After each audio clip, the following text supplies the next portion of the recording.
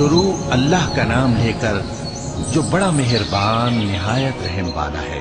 الف لام را، یہ کتاب روشن کی آیتیں ہیں۔ ہم نے اس قرآن کو عربی میں نازل کیا ہے تاکہ تم لوگ سمجھ سکو۔ اے پیغمبر، ہم اس قرآن کے ذریعے سے جو ہم نے تمہاری طرف بھیجا ہے تمہیں ایک نہایت اچھا قصہ سناتے ہیں، اور تم اس سے پہلے بے خبر تھے۔ جب یوسف نے اپنے والد سے کہا کہ ابا، میں نے خواب میں 11 ستاروں اور سورج اور چاند کو دیکھا ہے، دیکھتا کیا ہوں کہ وہ مجھے سجدہ کر رہی ہیں۔ انہوں نے کہا کہ بیٹا، اپنے خواب کا ذکر اپنے بھائیوں سے نہ کرنا، نہیں تو وہ تمہارے حق میں کوئی چال چلیں گے۔ کچھ شک نہیں کہ شیطان انسان کا کھلا دشمن ہے، اور اسی طرح اللہ تمہیں برگزیدہ و ممتاز کرے گا اور خواب کی باتوں کی تعبیر کا علم سکھائے گا، اور جس طرح اس نے اپنی نعمت پہلے تمہارے دادا پر دادا ابراہیم اور اسحاق پر پوری کی تھی، اسی طرح تم پر اور اولاد یعقوب پر پوری کرے گا۔ بے شک تمہارا پروردگار سب کچھ جاننے والا ہے، حکمت والا ہے۔ ہاں، یوسف اور ان کے بھائیوں کے قصے میں پوچھنے والوں کے لیے بہت سی نشانیاں ہیں۔ جب انہوں نے آپس میں تذکرہ کیا کہ یوسف اور اس کا بھائی ابا کو ہم سے زیادہ پیارے ہیں، حالانکہ ہم جماعت کی جماعت ہیں، کچھ شک نہیں کہ ابا کھلی غلطی پر ہیں۔ یوسف کو یا تو جان سے مار ڈالو یا کسی ملک میں پھینک آؤ، پھر ابا کی توجہ صرف تمہاری طرف ہو جائے گی، اور اس کے بعد تم نیک لوگوں میں ہو جاؤ گے۔ ان میں سے ایک کہنے والے نے کہا کہ یوسف کو جان سے نہ مارو، کسی اندھے کنویں میں ڈالو، یا کوئی راہگیر اسے نکال کر کسی دوسرے ملک میں لے جائے گا۔ اگر تم کو کرنا ہی ہے تو یوں کرو۔ یہ مشورہ کر کے وہ اپنے والد سے کہنے لگے کہ ابا جان، کیا سبب ہے کہ آپ یوسف کے بارے میں ہمارا اعتبار نہیں کرتے؟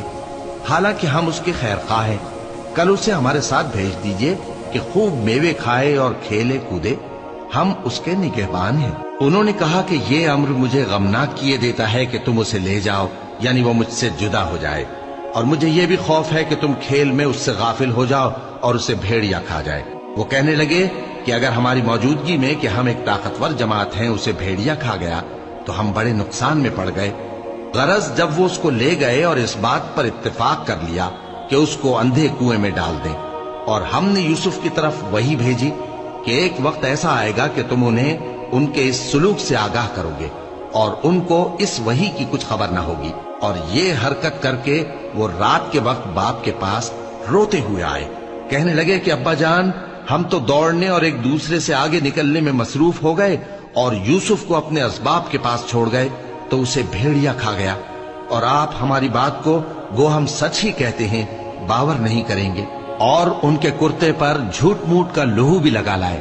یعقوب نے کہا کہ یوں نہیں ہے، بلکہ تم اپنے دل سے یہ بات بنا لائے ہو۔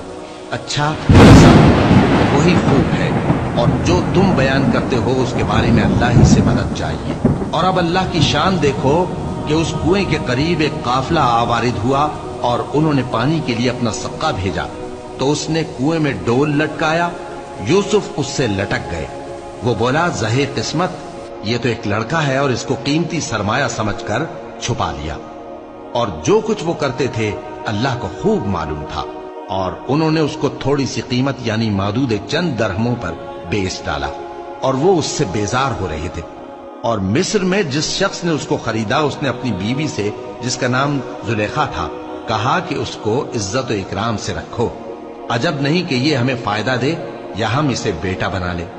اس طرح ہم نے یوسف کو سرزمین مصر میں جگہ دی، اور غرض یہ تھی کہ ہم ان کو خواب کی باتوں کی تعبیر سکھائیں، اور اللہ اپنے کام پر غالب ہے لیکن اکثر لوگ نہیں جانتے۔ اور جب وہ اپنی جوانی کو پہنچے تو ہم نے ان کو دانائی اور علم عطا کیا، اور نیکوکاروں کو ہم اسی طرح بدلہ دیا کرتے ہیں۔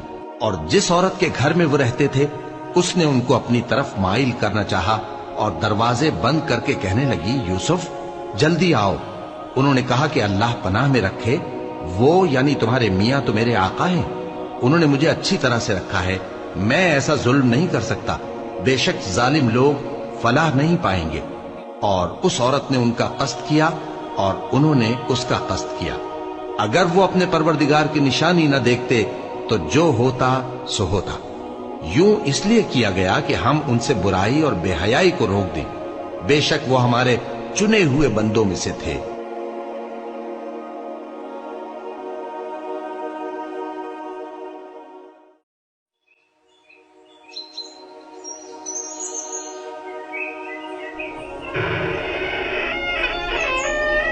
और दोनों दरवाजे की तरफ भागे, आगे यूसुफ, पीछे जुलेखा। और औरत ने उनका कुर्ता पीछे से पकड़कर जो खींचा तो फाड़ डाला, और दोनों को दरवाजे के पास औरत का खाविंद मिल गया। तो औरत बोली कि जो शख्स तुम्हारी बीवी के साथ बुरा इरादा करे, उसकी इसके सिवा क्या सजा है कि या तो कैद किया जाए या उसे दुख का अजाब दिया जाए। यूसुफ ने कहा, इसी ने मुझको अपनी तरफ माइल करना चाहा था। और उसके खानदान में से एक गवाह ने गवाही दी कि अगर उसका कुर्ता आगे से फटा हो तो ये सच्ची और यूसुफ झूठा है, और अगर कुर्ता पीछे से फटा हो तो ये झूठी और वो सच्चा है। सो जब उसका कुर्ता देखा तो पीछे से फटा था। तब उसने जुलेखा से कहा कि ये तुम्हारा ही फरेब है, और कुछ शक नहीं कि तुम औरतों के फरेब बड़े भारी होते हैं। यूसुफ, इस बात का ख्याल न कर, और जुलेखा तू अपने गुनाह की बख्शिश मांग, बेशक खता तेरी ही है। और शहर में औरतें गुफ्तगुएं करने लगीं कि अजीज की बीवी अपने गुलाम को अपनी तरफ माइल करना चाहती है और उसकी मोहब्बत उसके दिल में घर कर गई है। हम देखती हैं कि वो खुली गुमराही में है। फिर जब जुलेखा ने उन औरतों की गुफ्तगू, जो हकीकत में दीदार यूसुफ के लिए एक चाल थी, सुनी, तो उनके पास दावत का पैगाम भेजा और उनके लिए एक महफिल मुरत्तब की, और फल तराशने के लिए हर एक को एक एक छुरी दी, और यूसुफ से कहा कि उनके सामने आओ।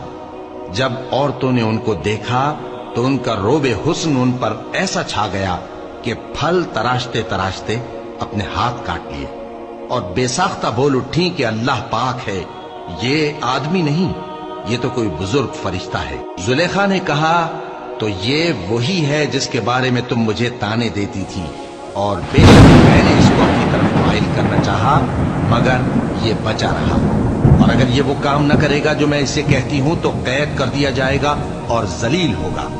यूसुफ ने दुआ की कि परवरदिगार, जिस काम की तरफ ये मुझे बुलाती हैं उसकी निस्बत मुझे कैद पसंद है, और अगर तू मुझसे इनके फरेब को न हटाएगा तो मैं इनकी तरफ माइल हो जाऊंगा और नादानों में से हो जाऊंगा। बस उनके रब ने उनकी दुआ कबूल कर ली और उनसे औरतों का दांव टाल दिया। बेशक वही तो सुनने वाला है, जानने वाला है। फिर बावजूद इसके कि वो लोग उनकी बेगुनाही के निशान देख चुके थे, उनकी राय यही ठहरी कि कुछ अरसे के लिए उनको कैद ही कर दें। और उनके साथ दो और जवान भी दाखिले जिंदा हुए। एक ने उनमें से कहा कि मैंने ख्वाब देखा है, देखता क्या हूं कि शराब के लिए अंगूर निचोड़ रहा हूं। दूसरे ने कहा कि मैंने भी ख्वाब देखा है, मैं ये देखता हूं कि अपने सर पर रोटियां उठाए हुए हूं और परिंदे उनमें से खा रहे हैं। तो हमें इनकी ताबीर बता दीजिए कि हम तुम्हें नेकुकार देखते हैं। यूसुफ ने कहा कि जो खाना तुमको मिलने वाला है वो आने नहीं पाएगा कि मैं उससे पहले तुमको इसकी ताबीर बता दूंगा।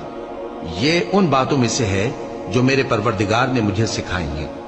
जो लोग अल्लाह पर ईमान नहीं लाते और आखिरत का इनकार करते हैं, मैंने उनका मजहब छोड़ दिया है और मैं अपने बाप दादा इब्राहिम और इसहाक और याकूब के मजहब पर चलता हूं। हमें शाया नहीं है कि किसी चीज को अल्लाह के साथ शरीक बनाए। ये अल्लाह का फजल है हम पर भी और लोगों पर भी, लेकिन अक्सर लोग शुक्र नहीं करते। ऐ मेरे कैद खाने के रफीको, भला कई जुदा जुदा आका अच्छे या अल्लाह जो अकेला है सब पर गालिब है। जिन चीजों की तुम अल्लाह के सिवा परस्तिश करते हो वो सिर्फ नाम ही नाम है जो तुमने और तुम्हारे बाप दादा ने रख लिए हैं। अल्लाह ने उनकी कोई सनद नाजिल नहीं की। सुन रखो कि अल्लाह के सिवा किसी की हुकूमत नहीं है। उसने इरशाद फरमाया है कि उसके सिवा किसी की इबादत न करो, यही सीधा दीन है, लेकिन अक्सर लोग नहीं जानते। ऐ मेरे कैद खाने के रफीको, तुम में से एक जो पहला ख्वाब बयान करने वाला है वो तो अपने आका को शराब पिलाया करेगा, और जो दूसरा है वो सूली दिया जाएगा और परिंदे उसका सर नोच खाएंगे। जो बात तुम मुझसे पूछते थे वो फैसल हो चुकी है। और उन दोनों में से जिसकी निस्बत यूसुफ ने ख्याल किया कि वो रिहाई पा जाएगा, उससे कहा कि अपने आका से मेरा जिक्र भी कर देना। फिर शैतान ने उसे उनका अपने आका से जिक्र करना भुला दिया और यूसुफ कई बरस कैद खाने ही में रहे।